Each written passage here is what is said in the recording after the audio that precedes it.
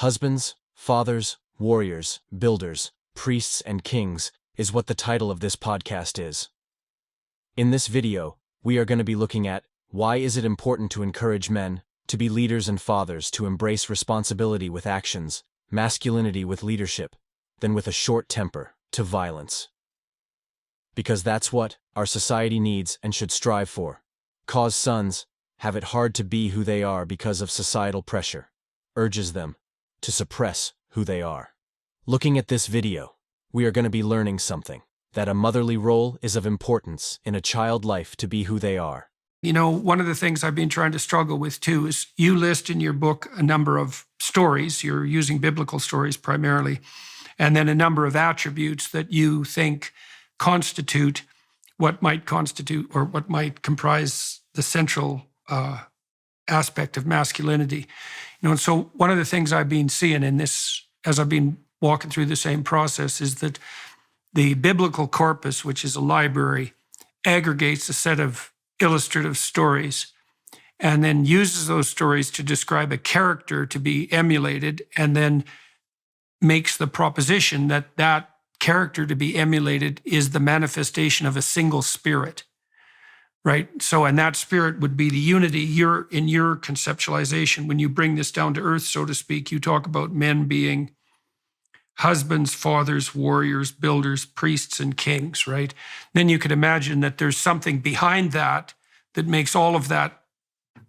makes it possible for all of that to become manifest. And that's the monotheistic spirit that the biblical corpus is attempting to characterize, right? And it looks to me, anthropologically, it looks to me like what's happened, and I'm not going to speak religiously, but it looks to me like what's happened is that people in their various tribal groups had dramatized patterns of adaptation, central patterns of adaptation, and then characterized those central patterns of adaptation with the attributes of something like a transcendent deity. It's a strange book for a politician to write, so let's start with that. Why'd you write this book? Tell everybody a little bit about the book, and then tell me why you were motivated to write it. Well, I was motivated to write it because I've got two little boys at home. I'm a father of three, and my two older are boys, and then I've got a baby girl who's 2 years old. But really, Jordan, it was thinking about them. They're 10 and 8, my boys.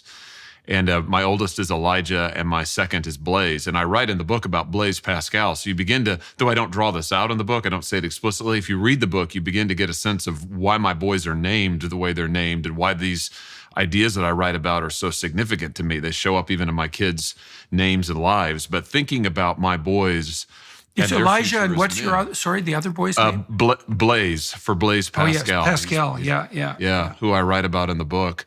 But it was thinking of my boys and my obligation as a father to help them grow into the men that they're capable of being, that set me thinking about the book. And then in my work representing Missouri in the Senate, you know, I get to meet so many men from around Missouri and from around the nation, frankly, and seeing their struggles, seeing the sense of alienation they're dealing with, the sense of depression, the sense of lack of purpose. I have so many young men tell me that they feel like they don't have any vision for their lives, that they feel that the media is against them as men, that their educational system is against them as men. So it was really trying to key off of that and offer a positive, affirmative vision for what men are for, and why it's good to be a man. Broadly speaking, the symbolic proclivity, the essential proclivity seems to be that. And I think that's partly, perhaps, you tell me what you think about this, women have to bear the responsibility for primary caregiving in early infancy in particular, first year.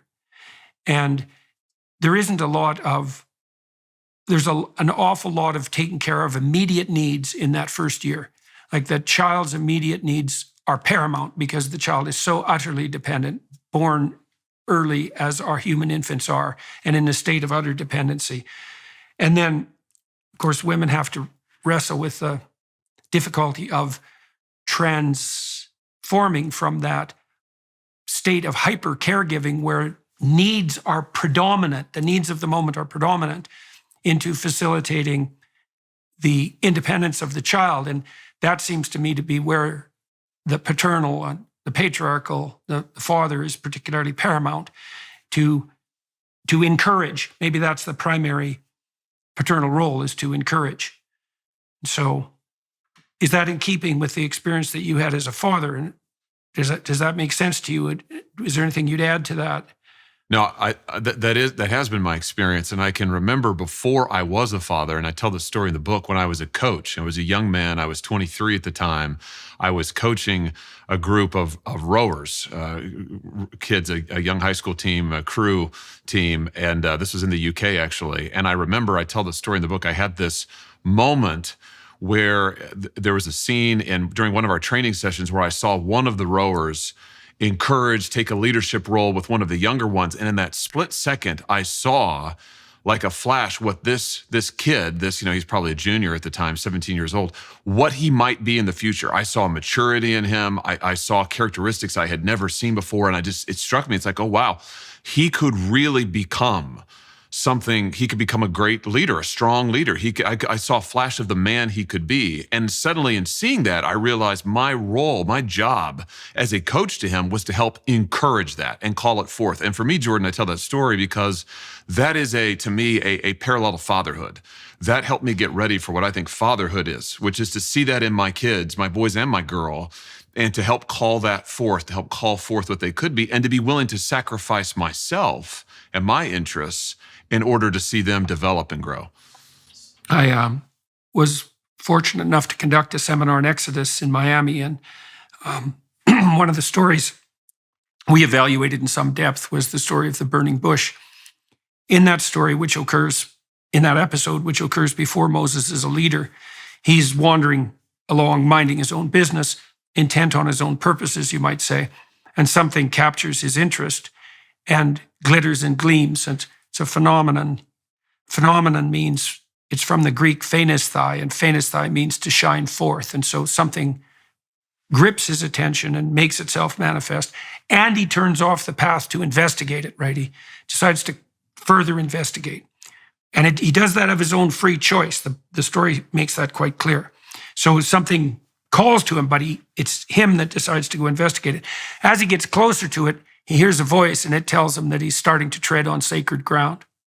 And so he has to take off his shoes. And what that seems to mean is that if something makes itself manifest to you and you pursue it deeply, you go deeper.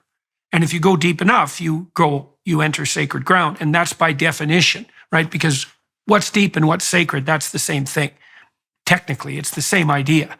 And everybody has a sense of depth compared to shallowness, let's say. And so Moses doesn't stop merely because he's on sacred ground. He continues to investigate further. And he, at some point, as a consequence of his engagement, at least in part, it's the voice of God itself that speaks to him. And it speaks with the voice of being and becoming. God says something like, I am that I am, or I am what I will be, or I have been what I will become. It's the voice of being and becoming and of eternity that speaks to him. And what that seems to mean is something like, if you pursue something that captures your interest with sufficient intensity, then the voice of being itself will make itself manifest to you.